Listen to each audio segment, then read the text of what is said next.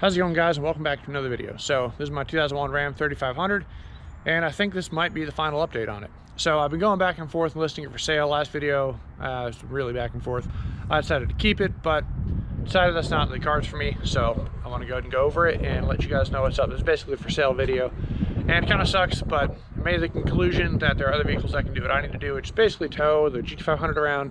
I want to have more interior space because 9 times out of 10 I use the interior space more than the exterior, and pickup truck just isn't really doing it for me. So without further ado, let's go ahead and get into it. All right, so I just finished up giving her a nice detail and cleaning everything up, and I think she looks pretty good. It's a good looking truck. Her spray paint job is still holding up pretty well. See a good amount of shine in there still, which is awesome. Wanted to see if any of that would stick around, and so far so good. I would feel bad about having the spray paint, but in the hindsight, I mean, it was 22, 23 years old now, and what was there before was significantly worse. So it is what it is. But that's the first thing right off the bat. It has been sprayed. But yeah, so if you guys are very curious, you can watch obviously my playlist and know everything that's been done to it. But I'm going to kind of go over the wave tops of everything and show you guys what's up. So first up, just aesthetically, it's got LED headlights, taillights, marker lights.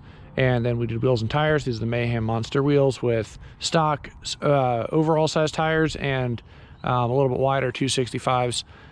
So it looked pretty good, pretty happy with it. Grill guard was on the truck when I got it. I also like how that looks. Stock bumper, new grill, and obviously we have our grid heater for when we're in the this little extra polish grid heater for in the winter. Other than that, there's not really much going on. The chrome didn't hold up super amazing, it looks like, on these Amazon mirrors, so it is what it is. But they do work. Heated mirrors, which are pretty nice for whatever, and they're obviously tow mirrors, so flip up if you want them to, or flip down. I like them down because I ain't no moose. So because of the sun is, I'm going to go ahead and go on the other side, but let's give you a quick tour of the interior. We obviously got the bed cover on now, and these are just the overarching highlights. But on the inside of the truck, I went ahead and put the regular bulbs back in there. Still has LED in the center because they were starting to flicker, and just easier for me. Get out of the way. But yeah, got our little ruggedized floor mats, nothing crazy. So I redid the seats, forward, backwards all work, up and down work on this side. One of these is just for the lumbar. I think it's this one, but it only works out, so don't push that because you'll get in trouble. And then the rear, I just have a dog cover on here, but the seat's in decent condition. A little bit of something, a little bit of dark spots on here that I couldn't get up, but it is what it is. I usually keep a cover back here anyway. Other than that, though, interior is pretty good. A little sun fading. I do have 35% ceramic tint windows on here, so that's kind of nice. Keeps it a little bit cooler in the cab. And then interior wise, we got our Apple Auto or Android Auto capable head unit. Has a little thing right here. 3 switches for our tuner. So I always keep it on the eco mode because I don't need anything crazy, but it's eco, which I think is 25 horsepower. Middle is 35 and the top is 65. It just adjusts fueling and timing. Nothing crazy. Our scan gauge right here, which is pretty useful to monitor stuff. And then I have a brake controller right there for the trailer, and that all works great. Other than that, nothing too crazy in the interior. Obviously we have our seats that were redone. This is the original console, so I didn't touch that, but driver and passenger were good. New bottom cushions, and then the rear cushions were fine, so I just put new leathers on the back. Redid the headliner, as you guys can see, and it's held up pretty well. New windshield pretty recently. New dash, heater core, AC. Blend door went bad when I first got it, and everything works as it should. Heat blows good, AC works properly. We have a new AC condenser, AC blower motor, because that was also bad when I got the truck, and a lot of stuff in here. I'm definitely hitting the high top or wave tops. So let's go around to the driver's side real quick. All right, so over on the driver's side, same deal. A little bit of fading going on from the floor to sun, but yeah, the new seat leather, I did notice a small not a tear necessarily, but the actual leather on top started to come up again. I think it's actually a vinyl, not a leather, but it is what it is. Yeah, and then let's see, on this side, nothing too crazy. We have our boost gauge, fuel pressure, and trans temp, all very important. On the note of transmission, as you guys know, we do have a built transmission in here from Dynamic. It's Dynamic Stage 2. If you go on their website, that's why I'm telling you that, so you can look up exactly what's in it. But triple disc torque converter, all the upgrades for the clutches, solenoids, all the known problems, as well as a deeper transmission pan, and it's pretty solid. So you can see it right there. Now, you guys can obviously see all the oil drips on the ground. Most of that's from old stuff, but there is still an oil leak that is very slow at this point. We'll get to that in a little bit. But underneath the truck, super clean. There is no rust anywhere. Like, super, super clean because it came out of Florida. And we have our cross member in there for the transmission. That's nice and easy to get out and get in. Aftermarket there. We have our fuel pump, so we have a fuel sump, which is right there, front and the back. Instead of coming out the top, it comes out the bottom. It's fuel sump kit, pretty common for these trucks. Then we have an AirDoc 165 fuel pump. I just put new filters on it about, I don't know, 2,000-3,000 miles ago. And I think that's everything for down here. Rear main seal was done, as you guys have seen. And yeah, so let's keep going around the truck.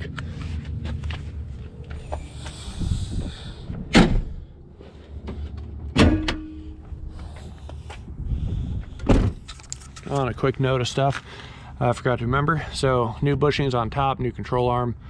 We got all the poly bushings on the bottom. Then it's been aligned. Smacked a nasty pothole the other day, so we're getting it realigned on Wednesday. New brakes, new wheel bearing on the other side. This one's still fine, no play. Bilstein shocks are in here, as you guys can see right there.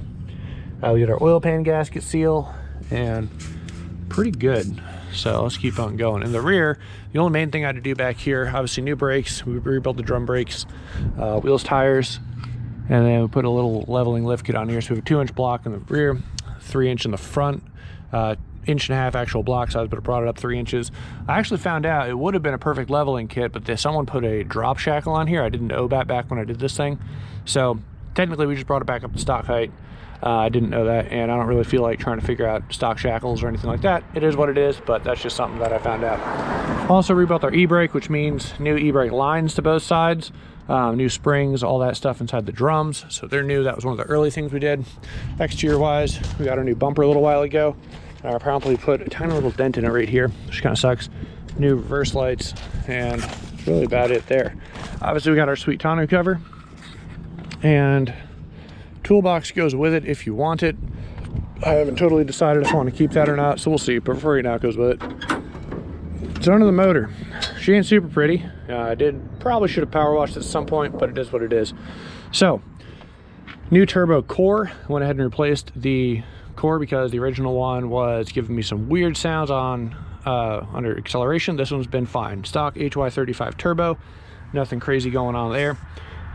New gaskets and stuff wanted the install good. This oil is not an oil leak. That's because I spilled some coming out of here, but it is dry. I put a new clamp on the heater core hose back there because I noticed it was leaking. And yeah, we got a new alternator in here, but well, not new anymore. It's probably about 2 years old, and I can't tell. It might need to get replaced in the near future. I can't really tell because it's been super cold here, so there's a lot of draw on it. And I see what it's supposed to do, but in the morning, sometimes it hangs a little bit low in voltage before it picks up. So I don't know. I haven't really looked that closely before, but it is what it is. New radiator. We had our oil cooler gasket, which is back behind in here. This guy is the top of the oil cooler right there. Oil changes every 7,000 miles. And I think that's everything on this side of the motor. This used to go to our rock lights, and that absolutely failed. So I haven't taken the wiring out. Probably not going to, but just something to be aware of. Just regular reusable filter, nothing crazy. Some brand cold air intake. It does the job. Basically, it seals up against the top box here. Less air coming from the side. So it is what it is. Seems to be fine.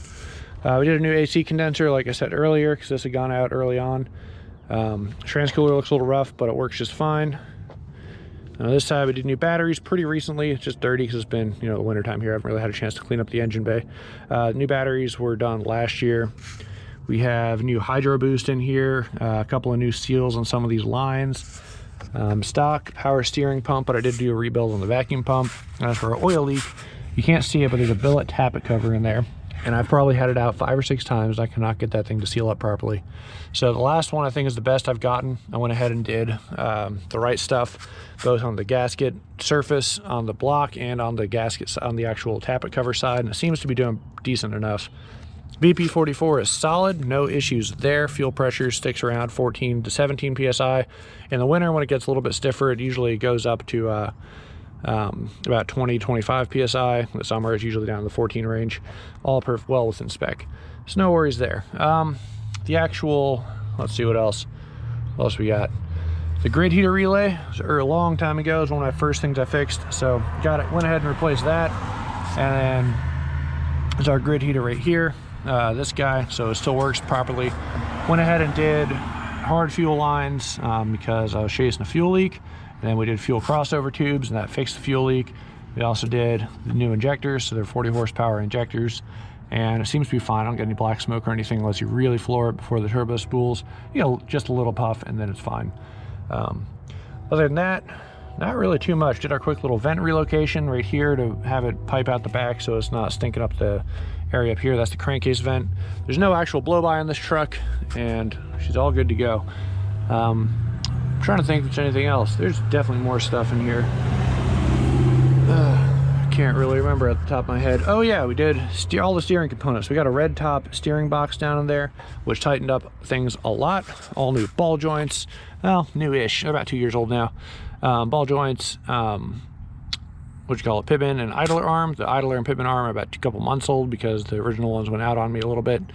And then tie rods, end links, all that stuff is also about 2 years old now. Pretty good. So yeah, doing pretty solid. I'm trying to think if there's anything else. This is our edge tuner right here. So it's called the Easy Edge, which you can't really see anymore, unfortunately. But it does fine. All this wiring mess, it's not as bad as it looks, but this is for your fuel pump and gauges. So this is the relay for the fuel pump, and I just never got around to really fixing it. I mean, it's fine. I kind of ran it through what I could, but it is what it is.